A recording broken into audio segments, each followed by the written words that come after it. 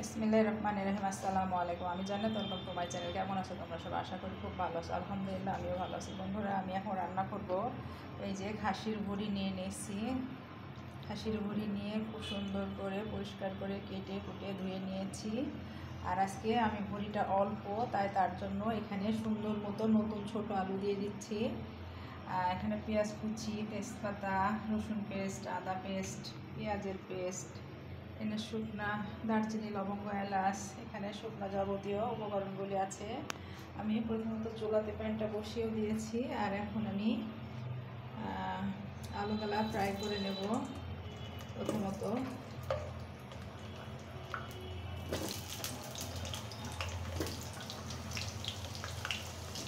আলু ফ্রাই করার জন্য কিছুটা লবণ দিয়ে দিচ্ছি।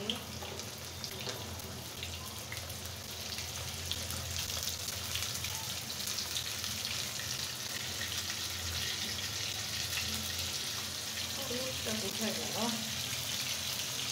আর কিছুটা হলুদ দিয়ে দিচ্ছি।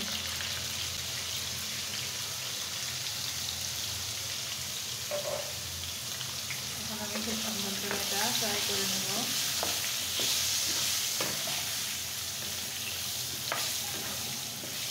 তোমরা কি কেউ কখনো ভুঁড়ি দিয়ে আলু রান্না খেয়েছো?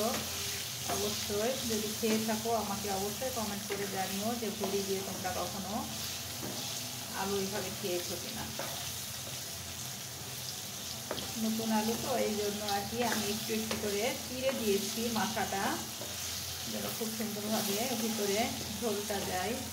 আর এটা আমি এখন একদম লাল লাল করে ফ্রাই করে নেব।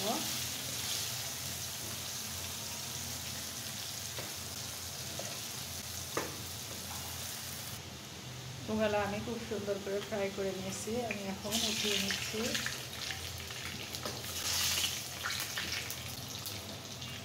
এই আলুটা দিয়ে কিন্তু এখন আলুর দম করা যেতে পারে, অনেক মজা।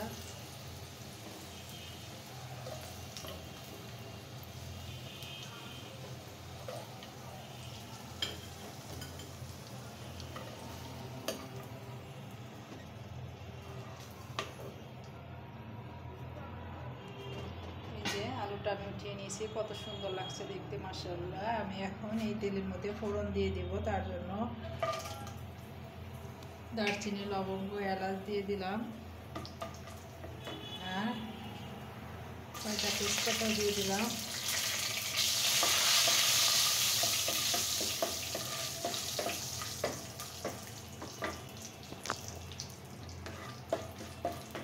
এখন এগুলা থেকে আমি সুন্দর একটা ফ্লেভার এসছে।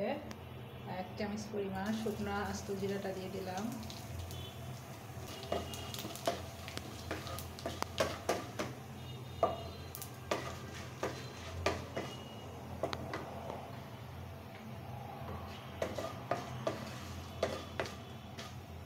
আর এটা ভাজা হয়ে গেছে। আমি এখন এক মুঠ পরিমাণ পেঁয়াজ কুচি দিয়ে দিচ্ছি।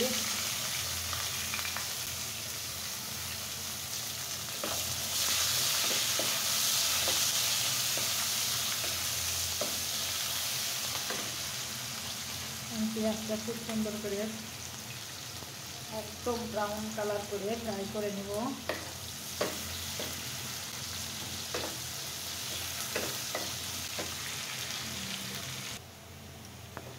আমার পেঁয়াজটা ভাজা হয়ে গেছে, খুব সুন্দর মতো ব্রাউন কালার হয়ে গেছে একদম। এখন আমি পরিমাণ মতো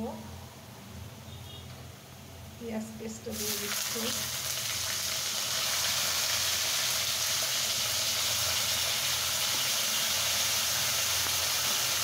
4 চামচ পরিমাণ দিলাম।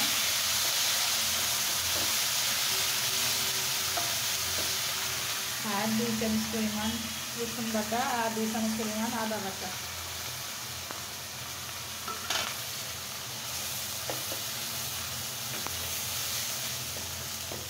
এখন আমি এটা খুব সুন্দর করে একটু 2-3 মিনিট ভেজে নেব।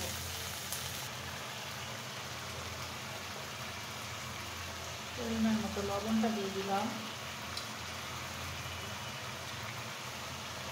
লাল মরিচের গুঁড়া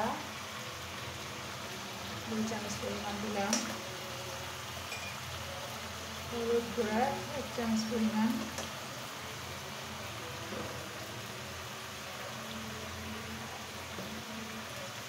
শাহি গরম মশলা গুঁড়া,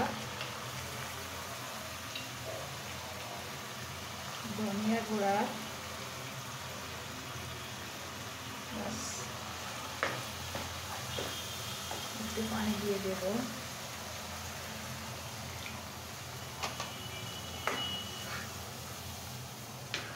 এখনই এত সুন্দর মাশাআল্লাহ একটা অ্যারোমা বেরি হয়েছে, কি বলবো।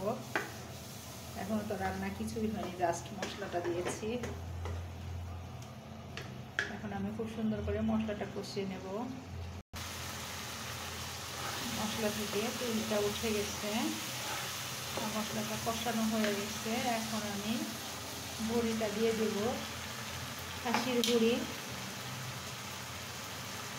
আমি খুব সুন্দর করে ধুয়ে পরিষ্কার করে কুচিয়ে রেখেছি।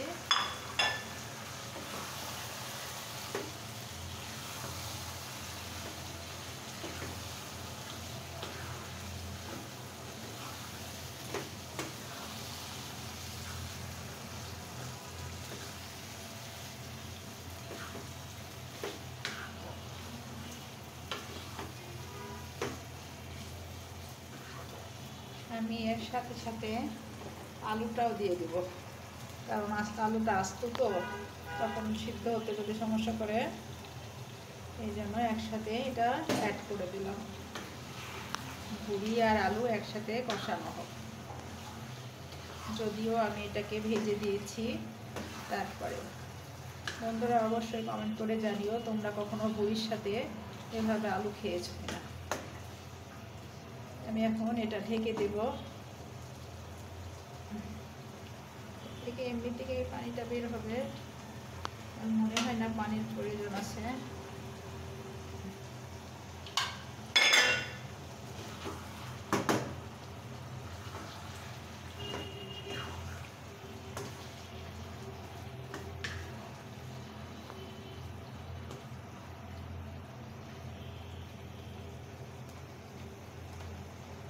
এখন এটা ঢেকে দিচ্ছি 5 থেকে 7 মিনিট।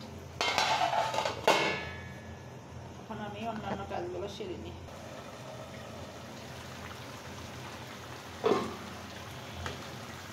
এই যে বুড়ি থেকে কতটা পানি বের হয়েছে, এখন এই পানিটা সম্পূর্ণটা শুকিয়ে নিতে হবে, তাহলে না কষানোটা সুন্দর হবে। এখন এটাকে আমি আবারও ঢেকে দিচ্ছি যতক্ষণ না পানিটা টেনে আসে। এই যে মুড়ির থেকে ঝোলটা সম্পূর্ণ টেনে নিয়েছে। এখন আমি জাস্ট একটুখানি পানি দেব ঝোলের জন্য। ঝোল বলতে এই যে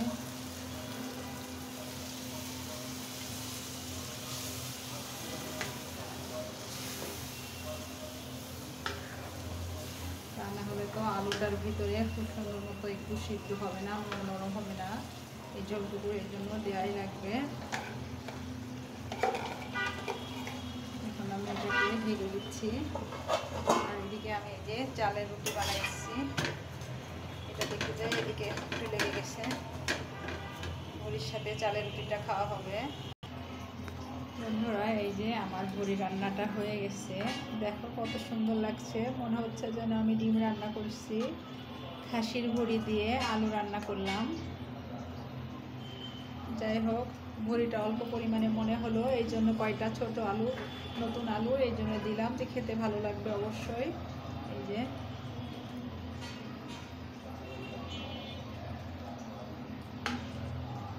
বন্ধুরা আমার ভিডিও যদি তোমাদের ভালো লেগে থাকে অবশ্যই লাইক কমেন্ট শেয়ার করে দিও, আর পাশে থাকা বেল আইকনটা অবশ্যই প্রেস করে দিও। তাহলে কি হবে, যখনই নিত্য নতুন ভিডিও আপলোড করব আমি সাথে সাথে নোটিফিকেশন চলে যাবে তোমাদের কাছে। সবাই ভালো থাকো, সুস্থ থাকো। আসসালামু আলাইকুম, আল্লাহ হাফিজ।